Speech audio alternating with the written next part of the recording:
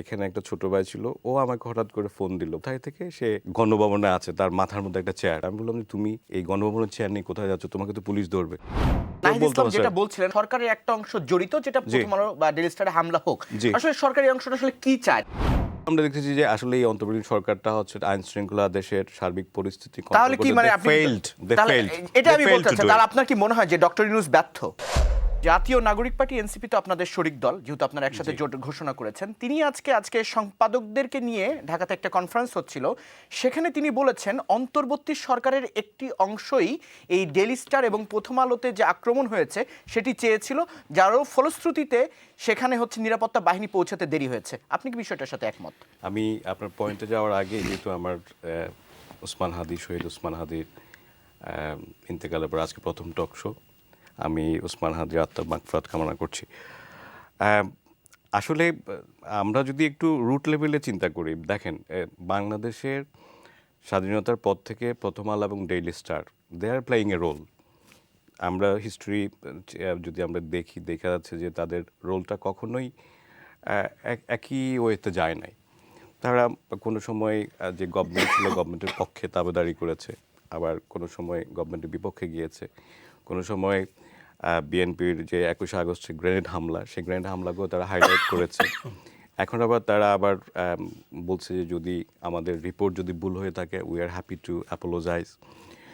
তো আপনি যে কথাটা বলছেন, দেখেন ষড়যন্ত্রটা আমরা আসলেই দেখতে পাচ্ছি। আপনি যদি দেখেন প্রেস সচিব, উনি কিন্তু অলরেডি বলেছেন যে উনি বারবার কিন্তু তাগাদা দিয়েছিলেন, সেনাবাহিনীকে তাগাদা দিয়েছিলেন, যারা ওখানে আইনশৃঙ্খলা বাহিনী ছিল তাদেরকে বারবার উনি কিন্তু চেষ্টা করেছেন যে প্রম্পট অ্যাকশন নেওয়ার জন্য, কিন্তু আনফর্চুনেটলি অ্যাকশনটা টাইম মতো নেওয়া হয় নাই। দেখেন মব জাস্টিসটা আসলে এই নামটার মধ্যে আপনি দেখেন মব জাস্টিসের কোনো কিন্তু রুল রেগুলেশন নাই।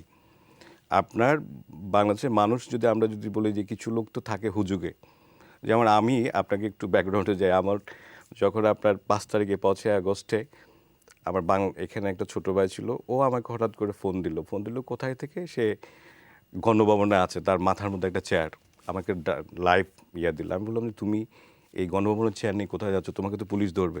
ভাই আমি তো জানি না, মানে পুলিশ আসলে কি ধরবে, মানে তার মধ্যে কিন্তু একটা মোমেন্টাম ছিল, সে চেয়ার নিয়ে চলে আসছে হাফ ওয়েতে, কিন্তু সে ওখান থেকে আবার রেখে দিছে। তো মব জাস্টিসটাকে আপনি ওই যে পরিস্থিতি অনুযায়ী ওই সময় যদি আপনি এটাকে কন্ট্রোল করতে না পারেন, এটা তো কোনো বিচার আচার ওইভাবে হচ্ছে না।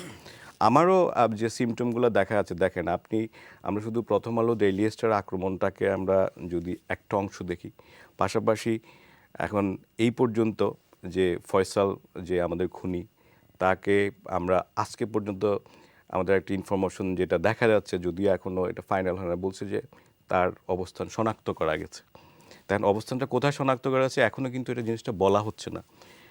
এবং রাজনৈতিক বিশ্লেষকরা বলছেন there could be two way. একটা হচ্ছে যে এখানে ফয়সালের বাসায় যেহেতু অনেক টাকার চেক পাওয়া গেছে, মোর দেন অনেক টাকার, কত কোটি টাকার চেক পাওয়া গেছে, তার মানে হচ্ছে যে this is an organised crime, এবং এই ক্রাইমের পিছনে কে আছে আমরা আসলে এখন কিন্তু পর্যন্ত কেউ নাহিদ বলতে ইসলাম পারছে যেটা না। বলছিলেন, আমার প্রশ্ন যেটা ছিল জি যে সরকারের একটা অংশ জড়িত, যেটা জি প্রথম আলো বা ডেইলি স্টারে হামলা হোক, জি আসলে সরকারি অংশটা আসলে কি চায়? তারা এই ডেইলি স্টার, প্রথম আলো, উদীচী, ছায়ানট, এই যে আমাদের বাংলাদেশে আমরা সবাই মিলে বাস করতাম একসাথে, সব জি ধর্মের, জি সব বর্ণের, কালচারাল, হ্যাঁ, তো এই জিনিসটাতে তারা আসলে আক্রমণ করে বাংলাদেশের সংস্কৃতিকে কি পিছিয়ে দেওয়া বা ইসলাম বা ধর্মীয় উগ্রপন্থাকে কি চাপিয়ে দেওয়ার চেষ্টা? আপনার মানে আসলে কেন তারা চাচ্ছে? আপনি দেখেন, আমরা এখন পর্যন্ত কিন্তু যে আমাদের যে অন্তর্বর্তীকালীন সরকার আছে, সরকারকে কিন্তু আমরা এখন পর্যন্ত দেয়ার ইজ নো সার্টেনটি যে তারা বিএনপির পক্ষে কাজ করছে বা জামাতের পক্ষে কাজ করছে। এখন নাহিদ ইসলাম বা যারা আছে পলিটিক্যাল লোকজন পলিটিক্যাল কথাবার্তা বলবেই, কিন্তু সেখানে তো আমরা কোনো পার্টিকুলার কোনো আমরা দেখছি না যে কোনো সিমটম আছে যে এই পার্টিকুলার গভর্নমেন্টের এই লোকগুলা। হোয়ারাজ আমরা যেটা দেখছি যে ওভারঅল আমরা দেখতেছি যে আসলে এই অন্তর্বর্তী সরকারটা হচ্ছে আইন শৃঙ্খলা, দেশের সার্বিক পরিস্থিতি তাহলে কন্ট্রোল কি করতে মানে দে আপনি ফেইলড তাহলে এটা আমি বলতে চাচ্ছি, তাহলে আপনার কি মনে হয় যে ডক্টর ইউনূস ব্যর্থ? না, আপনি ডক্টর ইউনূসকে আপনি যদি ওভারঅল ব্যর্থ বলেন, this is not a right thing. আমরা কিন্তু যদি পার্টিকুলার নিরাপত্তা পয়েন্টে দিতে? নিরাপত্তা, definitely they failed to do it. এবং এই জন্যই কিন্তু যে অনেকগুলো দল থেকে বলা হচ্ছে যে স্বরাষ্ট্র যে উপদেষ্টা আছেন তাকে তো আরও আগেই সে পদত্যাগ করা উচিত ছিল। আমরা যদি ইউকেতে থাকি, এই প্রেক্ষাপটে আমি চিন্তা করলে he should resign long time এগো। তার দায়বদ্ধতা নেই, কিন্তু সে এখনো কিন্তু বসে আছে। এবং আমরা আজকে লেটেস্ট যে নিউজ দেখলাম যে he could be change tomorrow. জি, থ্যাংক ইউ। তো ডেফিনেটলি এই পার্টিকুলার অংশটা আমরা বলতে পারি গভর্নমেন্ট ইজ টোটালি ফেইল্ড।